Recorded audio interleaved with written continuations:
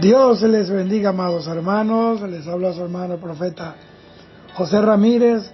Queridos hermanos, hoy quiero hablar de un tema que es necesario que lo abordemos, que lo oigamos, que sea enseñado, y no solamente que lo oigamos, sino que lo creamos y nos movamos en la realidad de ese privilegio que Dios nos concede a sus hijos. Me refiero a la autoridad espiritual. Quiero leer Mateo 17:20 que dice: de cierto os digo que si tuvierais fe como un grano de mostaza, diríais a este monte, pásate de aquí a allá y se pasará.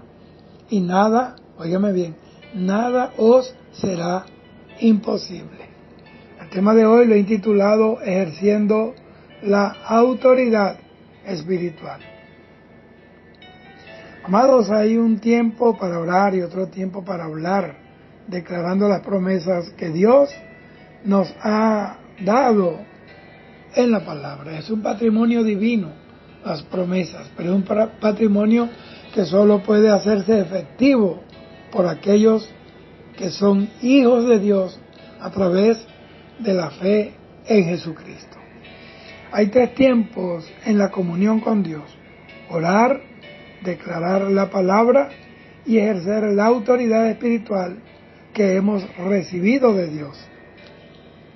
En este tiempo en el que ejercemos autoridad en el nombre de Jesús, nosotros ordenamos a las circunstancias a que se alineen a la voluntad del Señor. Jesús es nuestro ejemplo, hermano. Él es la fuente de nuestra autoridad. Dice la Biblia en Lucas 10:19 que Él le dio autoridad a sus discípulos sobre demonios, sobre enfermedades, sobre la muerte. Y dice que también para pisar serpientes y escorpiones y aún sobre toda fuerza del enemigo, y nada podrá dañarles siempre que estuvieran en la autoridad de Él. Jesús, Él pasaba mucho tiempo en oración hablando con su Padre Celestial. Él se deleitaba pasar horas y horas hablando con su Padre. Pero luego, ante determinadas circunstancias, solo daba la palabra o daba la orden y los milagros ocurrían. Era el resultado de esa comunión íntima con Dios. Lucas 8:24 y 25 dice: y vinieron a Él y le despertaron diciendo: Maestro, Maestro, que perecemos.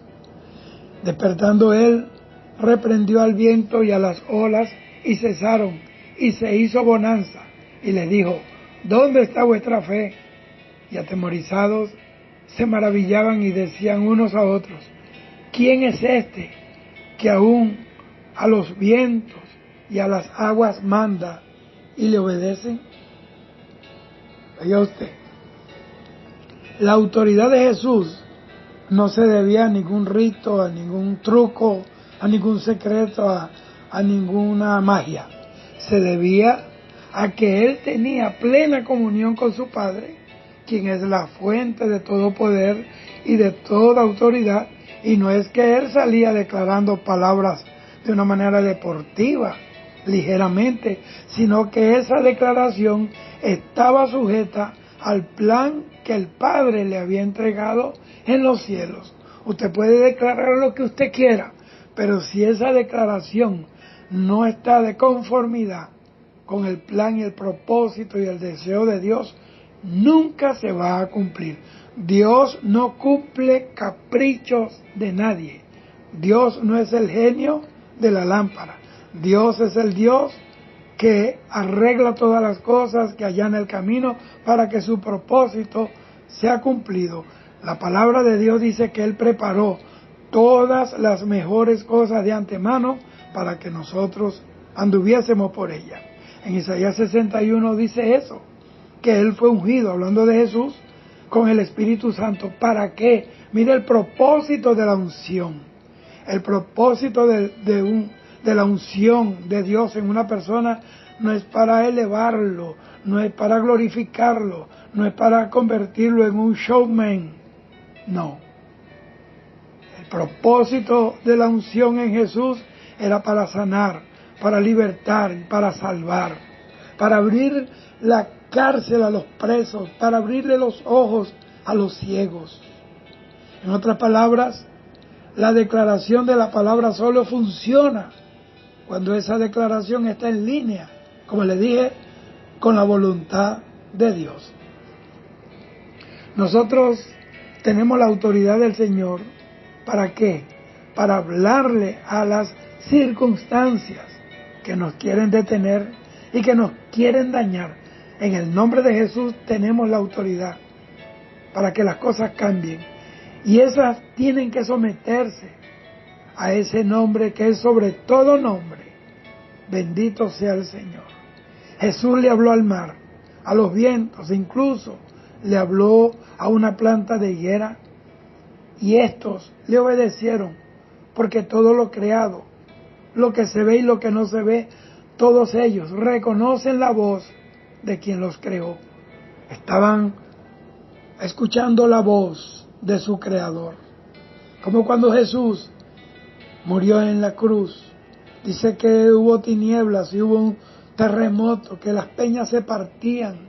Era la tierra respondiendo, haciendo luto por la muerte de aquel que los creó, por el dador de la vida.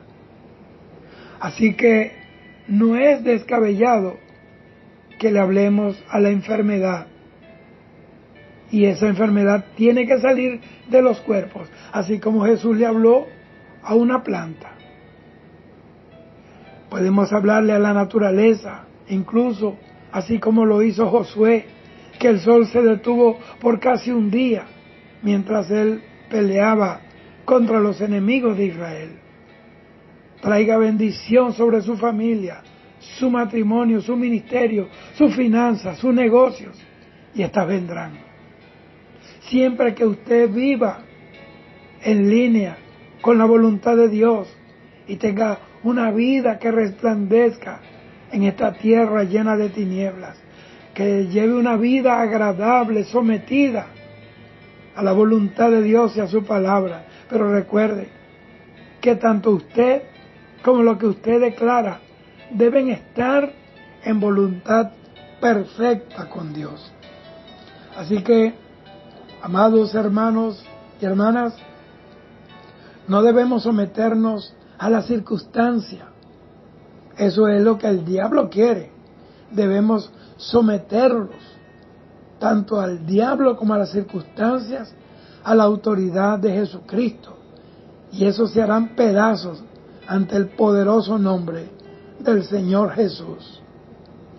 Satanás quiere que las circunstancias, que son hechos temporales, te cieguen, te cierren el camino a la eternidad. Detente y comienza a mirar a tu alrededor, y las cosas que están allí, que tú sabes por el Espíritu que no es la voluntad de Dios que estén allí, ordena que se vayan. Bendito sea el Señor. En medio de la guerra, el conflicto, llama a la paz y tiene que venir. Cuando hay tinieblas, llama a la luz y la luz tiene que venir. Así como Adán hablaba y lo que él decía se cumplía, le puso nombre a los animales, a las flores, a los árboles, a las aves, a los peces. Asimismo tú tienes la autoridad en Dios para poner nombre al día de mañana, al día de hoy, y se va a cumplir. Siempre que tú vivas en línea con Dios, siempre que tú vivas en santidad, en temor a Dios, que vivas cumpliendo la palabra con amor, porque no quieres ofender al Dios que te llamó. Dios respondió la petición del profeta Elías de que enviara fuego del cielo en el altar que él había arreglado, porque Elías tenía una vida de intimidad con el Señor, porque él decía: vive Jehová, en cuya presencia estoy. Ese era el secreto de Elías, y debe ser el nuestro, estar en la presencia de Dios. David dijo, prefiero un día en tu presencia que 1000 fuera de ellos. Tenemos que amar y desear la presencia de Dios. Y las demás cosas, hermanos, serán tan fáciles para nosotros. Incluso podremos caminar sobre el mar embravecido, como lo hizo Jesús. Podemos decirle a las montañas que se arrojen al mar y lo harán. ¿Cómo puede ser esto? Bueno, en ayunos frecuentes, en oración constante, en la lectura de la palabra y sobre todo viviendo una vida santa, una vida de temor reverente a Dios. Dice la palabra que Elías no era una persona especial, era un hombre sujeto a pasiones y debilidades como las que cualquier hombre, como las que cualquiera de nosotros puede tener, pero él se dispuso a vivir para Dios. Él sometió su barro, su vasija de barro, a la presencia de Dios, y dentro de esa vasija de barro estaba el fuego, el poder y la gracia de Dios. Bendito sea el Señor. Él se dispuso a oír a Dios y a obedecer su palabra, aunque ésta le trajera enemigos que perseguían su vida para quitársela. Por obedecer a Dios tuvo que salir y pasar tiempo a la orilla de un arroyo y ser alimentado por cuervos. Por cumplir con Dios, se echó de enemigos a todo un reino de tinieblas de Acab y de Jezabel. Jezabel juró que lo iba a matar por causa de su obediencia a Dios. Dios lo libró siempre. Hasta se lo llevó en un torbellino al cielo, en un carro de fuego, para no ver muerte. Eso lo dice la Biblia. Hagamos como ellos hicieron. Confiemos en Dios y no temamos a las circunstancias y seremos librados de todo mal que el enemigo planifique todos los días en contra nuestra. Bendito sea el Señor. Las circunstancias de la vida no es tu vida, son circunstancias, son estaciones que tú tienes que pasar, porque en cada estación tendrás una experiencia. Va a haber lágrimas, sí, va a haber momentos en los cuales te sientes agobiado, pero te va a hacer crecer y en esa experiencia conocerás a Dios como lo conoció Daniel, de una manera más clara después que salió de la fosa de los leones, como lo conocieron Sadrach, Mesach y Abednego en el horno de fuego. Hechos 10:38 dice que el Señor hacía milagros, el Espíritu de Dios estaba en él haciendo milagros y señales, porque Dios estaba con él. Óigame, la evidencia de que Dios está con una persona es que habla su palabra, es que solo quiere honrar a Dios, es que no vende el mensaje, no vende la palabra y sobre todo Dios manifiesta su gloria en milagros, señales, liberación y toda obra portentosa que solo el Espíritu Santo puede hacer. Juan 3:2 dice que Nicodemo, el fariseo, llegó de noche donde Jesús y mire cómo le dice, sabemos que vienes de Dios, porque nadie puede hacer las cosas que tú haces a menos que Dios esté con él. Este es mi consejo en esta hora. Hoy queremos ver la gloria, pero no queremos vivir una vida de gloria. Y la gloria, hermano, es algo que pesa. La palabra gloria es algo pesado. Eso es lo que significa la palabra gloria en hebreo. Algo que pesa, algo hermoso. Cuando tú llevas la gloria, tú la vas a sentir, porque es un peso excelente de gloria.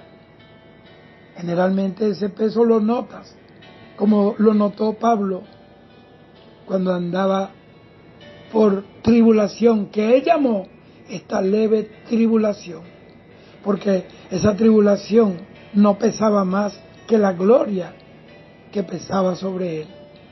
Bendito sea el Señor. Todo aquel que esté sujeto a Dios, a su Espíritu Santo, a su palabra, que esté dándole continuidad a la obra que Jesucristo comenzó acá en la tierra, es un instrumento en sus manos para hacer señales, para hacer maravillas, milagros, prodigios, para gloria del nombre del Señor Jesucristo. Solo quienes tiemblan ante su presencia, ante su palabra, pueden ser instrumentos en sus manos. Dios te bendiga. Recuerda, Dios anda buscando Elías en el día de hoy, que no solamente quieran ver cómo Dios envía fuego del cielo. Eso es muy importante. El fuego tiene que ver con dos cosas: con la ira de Dios, haciendo juicio a los pecadores y al pecado, y el fuego que descendió del cielo habla de la presencia del Espíritu Santo. Qué hermoso es para un predicador ver cómo el Espíritu Santo a sus anchas se mueve en un ambiente, en una congregación, en una campaña, en una cruzada, y vemos gente llorar, y vemos gente caer a los pies de Cristo, y vemos enfermos sanar, y vemos cáncer salir, y vemos demonios abandonar esos cuerpos para que queden libres, para que sirvan a Dios. Eso es muy importante. Queremos ver eso, pero no queremos estar en el desierto. No queremos vestirnos de ropas de piel de camello y de cinto de cuero. No queremos tener que ir y pagar un precio. No queremos que nadie nos persiga por causa de la palabra de Dios, por causa de la voluntad de Dios.